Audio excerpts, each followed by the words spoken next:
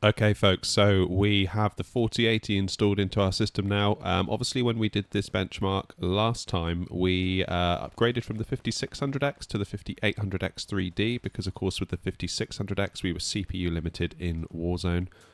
We moved over to the 5800X 3D and very quickly became GPU limited. So now, hopefully, with the 4080 Super, things are going to be a lot better on the GPU front. We're still running at 1440p minimum settings, DLSS ultra performance, and as you can see, look at the figures there in the top left. GPU time 3 milliseconds, CPU time 4 milliseconds. So that implies that we are now back to being CPU limited, although I'm not going to complain because look at that frame rate, 250, 260, 240. This is all very, very nice indeed.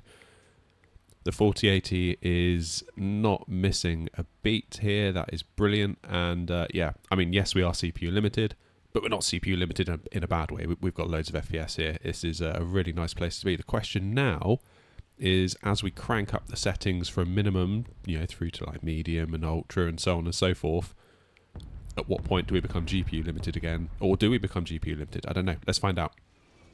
Okay, so now we are running 1440p in balanced with DLSS on quality, and look, you can see the GPU time, CPU time, 4 milliseconds each, so nicely balanced, and we're hovering around the 240 FPS mark, so little tiny dips there down to sort of 220, 230, but again, this is a very nice result indeed, nothing to complain about here.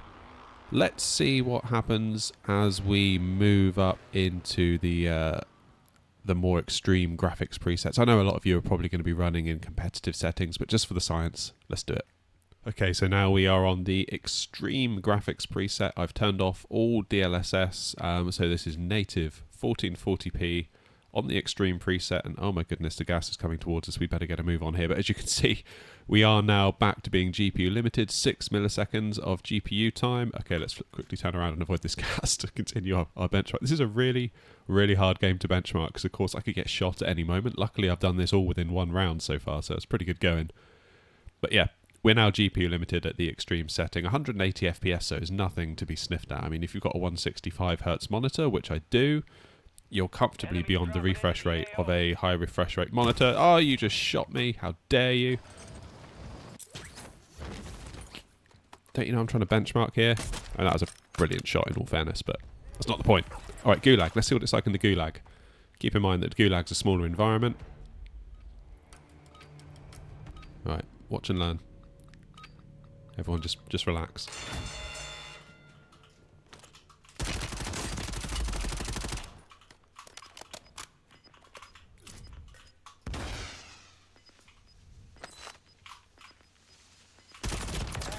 That's how you do it. Just got to get in their head. That's all. Right, now back to my benchmarking.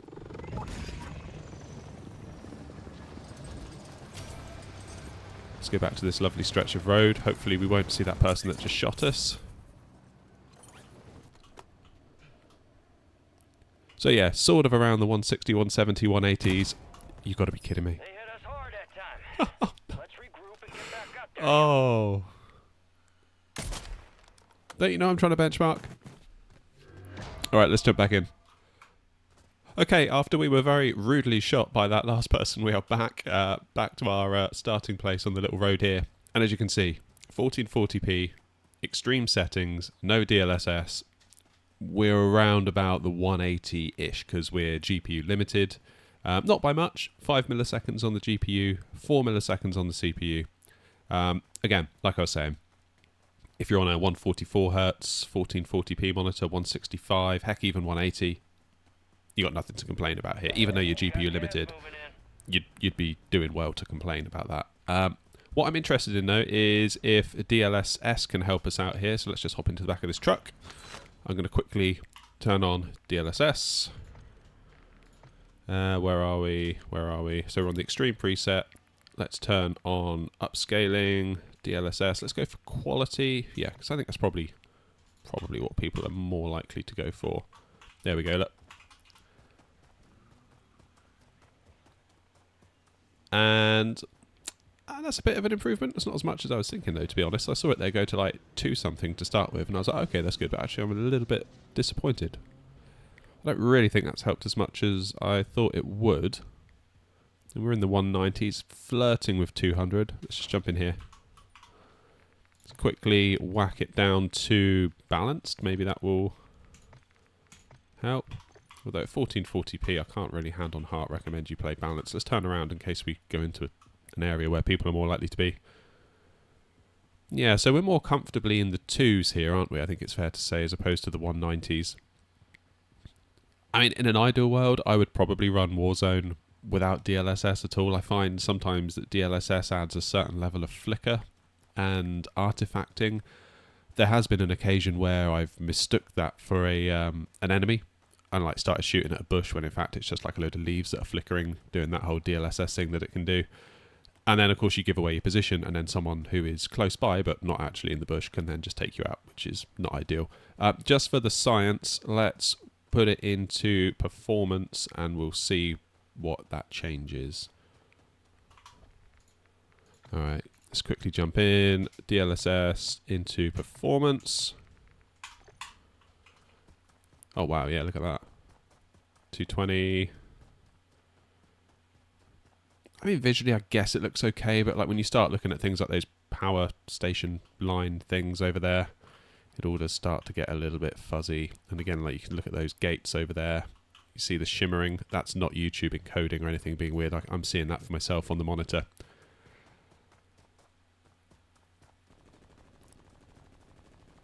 So maybe extreme with DLSS probably isn't the way I would choose to go if I was obsessed with having like 200 plus FPS, although I'm not, in fairness. I'm on a 165Hz monitor, and even at Ultra, or sorry, the Extreme preset with a no DLSS, we were comfortably above that. I know there's an argument that if you've got like say 300 frames, even if you're on a 165Hz monitor, you're not going to see all those frames, but the frames you do see are potentially newer frames, therefore you have a competitive advantage.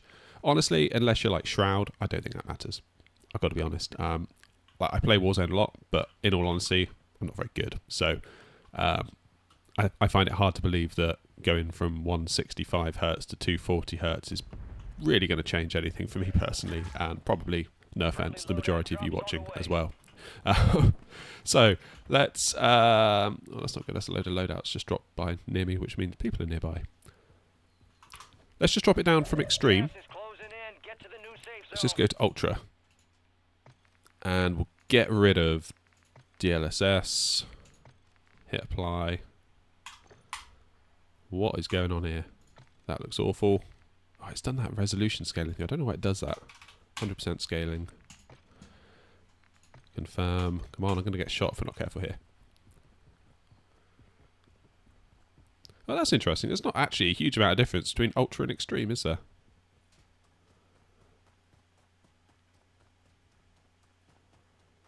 That is not a huge difference at all. Again, GPU limited, but like 5 milliseconds on the GPU versus 4 on the CPU. I would be cautious to call that like a hard limit. It's not like we're dealing with 10 on the GPU and 5 on the CPU.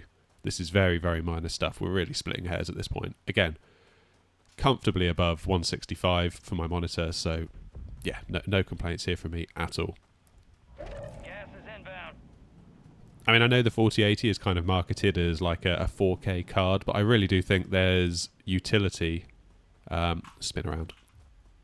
There's definite utility in just having it as like a 1440p monster card where it's, yeah, probably overpowered, but you know that really most things you're going to throw at it, it's just going to gobble up, and you're not going to be on like the ragged edge. It's going to be kind of just ticking over. Which I don't know.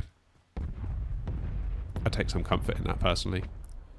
Alright folks, we are back on Diablo 4, and this is 1440p low settings, no DLSS, no frame gen, no funny business, just good old raw rasterization. And I think it's fair to say that at this point we are CPU limited, because look at that GPU utilization, we're sort of capping out at around 80%. I know the CPU only says 33%, but of course that's not really an indication that we're not CPU limited, because of course it could be that, you know, the game relies on one core, as in the single core performance, and if that's already capped out, then it's probably going to show like a low percentage overall for the whole CPU, so don't be misled by that. But again, 280 FPS of a 270 average, a low of 133, I don't think it's going to be causing anyone any complaints at all. Let's flip it into Ultra and see if the balance changes. Okay, so now we are in Ultra. Again, no DLSS, no frame generation. We'll try those in a minute. Hovering around the 200 FPS mark, the GPU is now sort of up there at 97, 98%, occasionally dipping down a little bit, so potentially moments where the CPU still needs a moment to play catch up. But again, who's complaining at 220 FPS in a game like Diablo as well? I mean, I don't know, I feel like there are certain games where high FPS really, really does make a difference, like, you know, Counter-Strike, Valorant, Warzone, games like this. I don't know. Personally, I'm not at all convinced that it's as necessary. I mean, it's really nice, but, you know, again, great result here, 250 FPS. Who's whinging at that? That is a stunning result. Let's see what DLSS does. Let's see what frame gen does. See if there's any difference there at all. Alright, so we're still at 1440p. We are still at Ultra. However, I've enabled frame generation just to see what it does for the science. I know it splits opinion because I know some people don't like it because technically they're fake frames. And, you know, yes, they are. But it can, you know, for the science, get us around any sort of CPU limit. But I've got to be honest, not seeing a huge amount of difference. I mean, what are we at still here? Like 240, 250 FPS with frame gen? I mean, we were kind of in and around that figure. I know maybe not as consistently without frame gen. It's really hard to really see the value here, given that we were fine before. Okay, so here we are back at Bristol. We are running at 4K with frame generation enabled, but we're not running any sort of DLSS upscaling.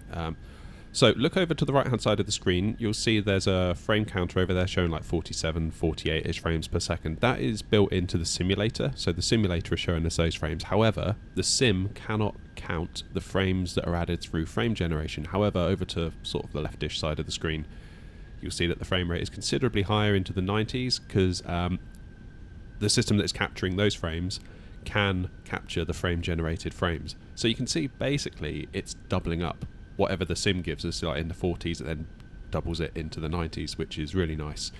On a game like Flight Sim, I kind of think you can get away with it because, I mean, look, there's not a lot going on, very, very slow movement, but again, that smoothness does add to the kind of immersion factor of it, so I do think it's quite important in Flight Sim. Now we're landing into Bristol on the Pilot Plus scenery. So it's a custom scenery for Bristol Airport, which has its own performance impact. We're flying in the Phoenix Airbus A320, which is a third-party aircraft. Again, quite a heavy hitter in terms of performance. 1,000. And you'll notice that actually the frames per second that the sim is giving us, those kind of 46, 45, is roughly the same as we were getting last time we did this test with the 3070 installed and the 5800X3D, because we were CPU limited then, even at 1080p, and now we're at 4K, we're still CPU limited by the main thread. You can see it says there, limited by main thread. So really, the 4080 has allowed us to go to 4K and still maintain that 40 FPS that we had before, whereas of course we're only at 1080p before with the 3070. So there's a benefit there. We've gone from 1080p to 4K with no loss of performance, but now we can switch on frame gen, and you can see we're like well into the 90s. I know they're fake frames in some cases, but I do think it's okay in Flight Sim. I know frame gen kind of is quite a controversial subject. Some people love it, some people hate it. Like I've said before, I think if you're in a competitive shooter, absolutely not. Do not turn it on. But if you're in a story-based game where you just want the nicest visuals with the smoothest feel, fine. Or in a game like this where there's, I mean, look, there's hardly any movement going on. Everything's moving past very, very slowly, but it is lovely and smooth, and that is the main thing. Let's just keep an eye on those FPS numbers now as we're coming into land, because this is generally where it will start to fall apart if it's going to. You sometimes get the occasional stutter as you come into land. I'm going to have to grab the throttles and just bring them into idle in a second. The plane is going to do an auto land. 40, 30, 20. Down you go. 5. Boff. Look at that. Wow, there's literally, as I said that, there's a stutter. But that is the nature of the sim, unfortunately. You're always going to get the odd stutter, unfortunately. Frame gen on, frame gen off. 7800X3D, 5800X3D. The sim does like to just occasionally just go for like half a second, and as you can see, the 0.1% low reflects that. But other than that, I would say that is a very good experience and a pretty good result for the sim. You're going to get moments like that, regardless of your hardware.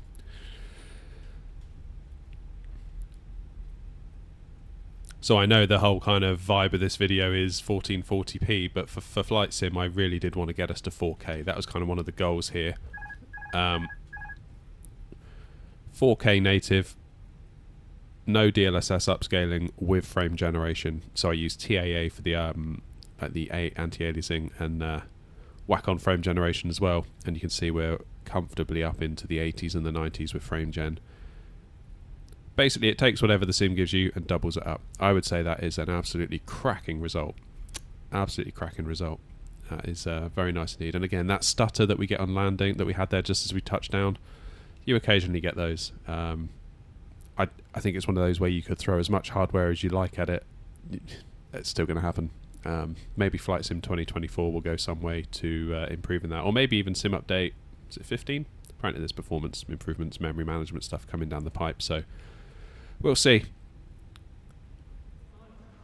Alright, we're back in Cyberpunk. We're running at 1440p Ultra preset. So, as you can see, for the most part, we are GPU limited. However, you can see the GPU usage does drop down a little bit. Keep an eye on it. I mean, I know it's at 98% there, but now we're sort of into the 80s, 82, 84, 86. So it's hard to say if we're entirely GPU limited. I suspect there are occasions where the CPU does need a minute. That's fine. But again, the average FPS here of around 117. Keep in mind when we had the 3070 installed, we were looking at around 65 to 70 FPS, and that was with both the 5600X and the 5800X 3D.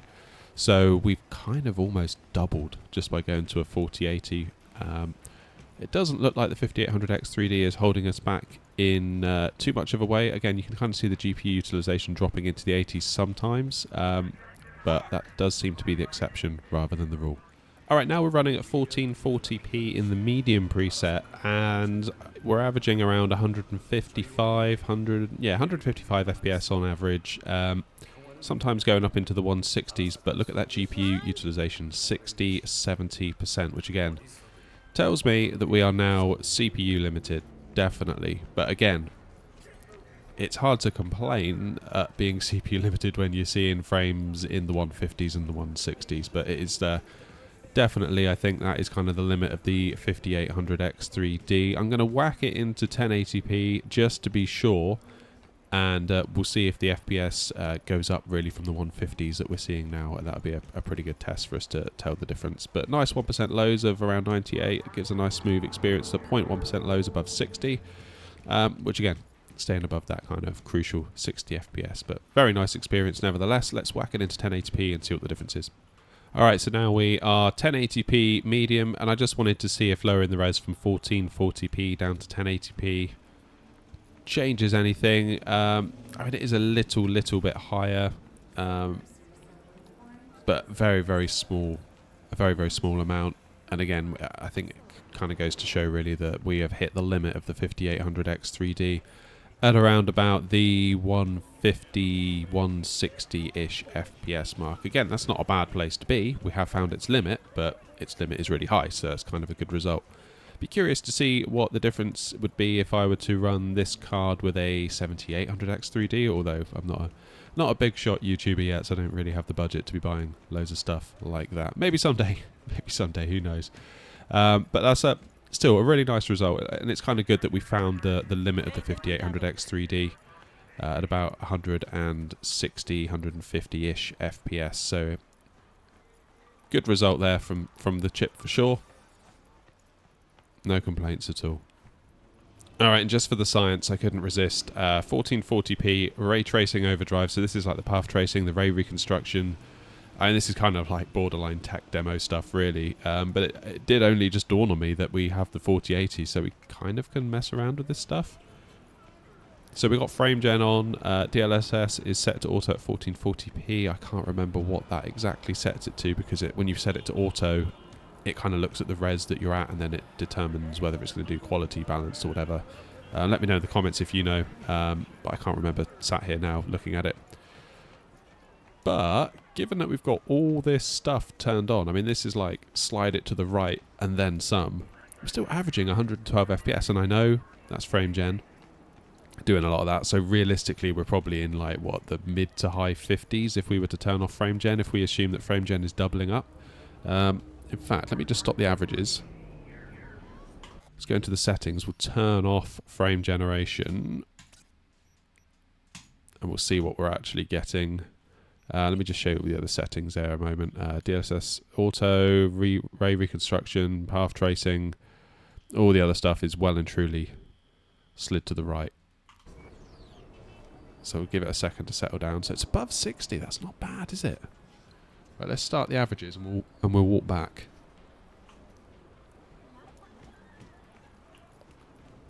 My goodness.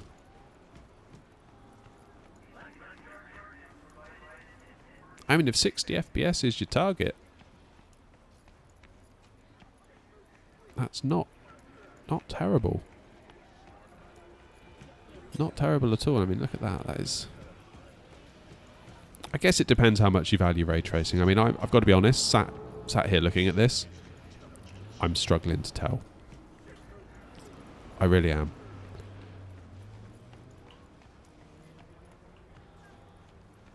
Yeah, I mean, it looks good, but I do struggle to tell what's going on, really, with ray tracing. Let's turn off DLSS. see A, if my card melts, and B, if we can get anything above like 30. Oh man! Let's just reset the counters.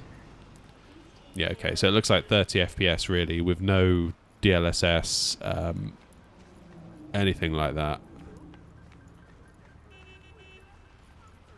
Which does go to show, really, doesn't it, how important of a technology DLSS is, until we're at the point where we can just kind of do this stuff natively. But then, of course, by the time we can do this stuff natively, then, you know, the bar is raised and there'll be more stuff that we can't do natively that we will need DLSS for. So it's one of those. I remember, was it Steve Jobs when they were making Toy Story? He said every time like they got more powerful computers and more efficient versions of their rendering engine, it was like, oh great, now we can render Toy Story in half the time. And it's like that was never the case, because they would end up adding new stuff. So like the appetite for what they could do would grow with the technology. And I think that's quite obviously the case here as well. So yeah, average of 30 FPS. It does feel utterly awful. And again, let's just put the DLSS back on. Let's put the frame gen back on. Oh, and that feels buttery. Absolutely buttery. Yeah. I would struggle to tell that frame gen is on, I think, at this point. I don't know, frame gen's a weird one. I know it puts a lot of people off.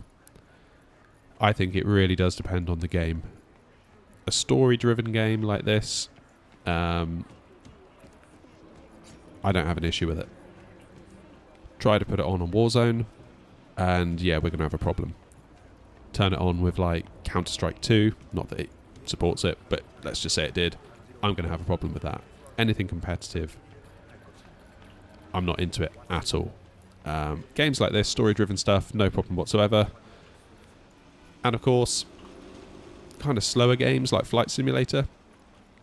Again, we said in the last video I'm a big-time Flight Sim fan, so I'll be doing a more detailed video with how all this pertains to Flight Sim on my Flight Sim channel. Like and subscribe.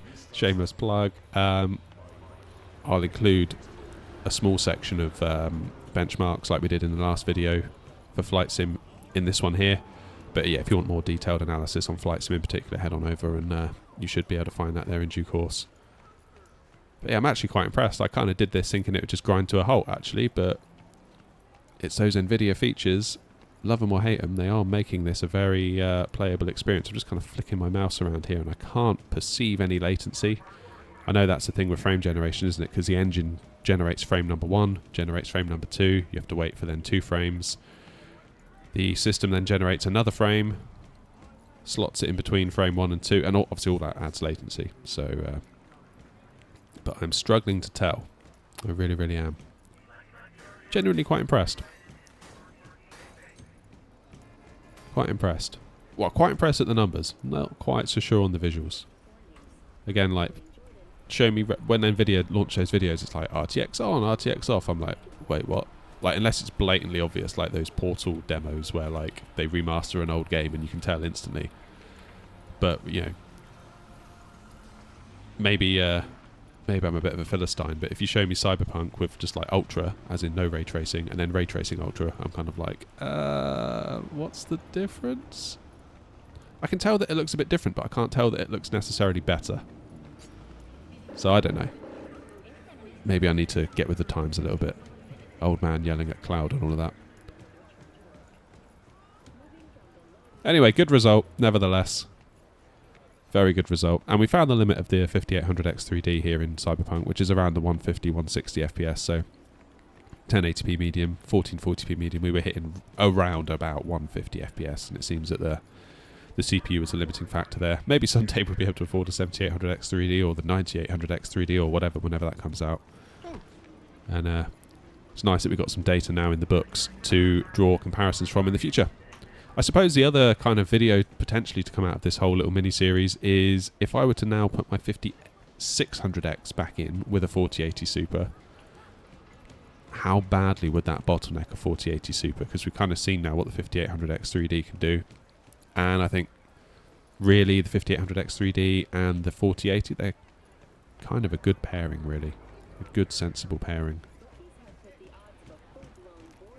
But how much would you then be leaving on the table from the 4080 if I was to pop the 5600X back in? I suspect quite a lot, but obviously we don't have the data, we don't know for sure. Let me know in the comments, would that video interest you? I'll gladly rip my system to bits. I still do have my 5600X, I haven't yet sold it. I'm not sure if I'm going to sell it. I might make a second streaming PC. Still a bit unsure what to do there. Let me know if that video is of interest to you. Yeah, leave a comment and we'll see what we can do on that front.